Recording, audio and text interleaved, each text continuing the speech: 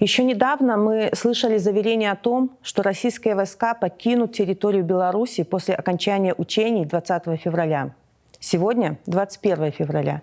И начальник Генштаба Виктор Гулевич заявил, что подразделения Вооруженных сил России уйдут с территории нашей страны, когда появится объективная необходимость. Так кто же теперь определяет эту необходимость? Кто сейчас принимает решение об использовании территории нашей страны для военной агрессии? Вот что думают сами белорусы. Объективной необходимости для чужих войск на территории нашей страны абсолютно нет. Мы настаиваем, что основная причина угрозы нашему суверенитету – Александр Лукашенко. Именно он ради сохранения власти торгует независимостью страны. Теперь наша страна используется для конфликта с дружественной Украиной, что ставит под угрозу национальную безопасность Беларуси. Это происходит в интересах России, а не белорусского народа.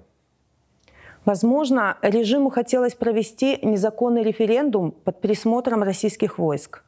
Референдум, на котором белорусам предложат проголосовать за то, чтобы наша страна перестала быть нейтральным государством без ядерного оружия. Но может ли потерявший легитимность человек гарантировать, что контролирует ситуацию с российскими войсками и что они уйдут тогда, когда он посчитает нужным?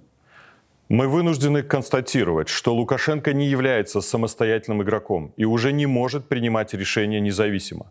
Командование Вооруженных сил Беларуси он также превращает в безвольного соучастника преступления против страны и своего народа, толкает их на нарушение Конституции и присяги.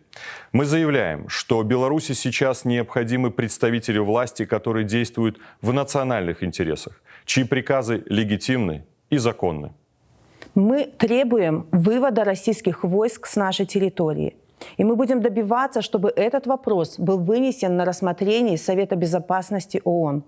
Мы уже направили письма в страны ЕС с предложениями новых сильных санкций против соучастников в организации военного конфликта. Мы единой командой проведем консультации с соседями, Европейским Союзом, США и Великобританией. Каким бы ни был каждый следующий шаг против белорусского суверенитета, он повлечет самые серьезные последствия.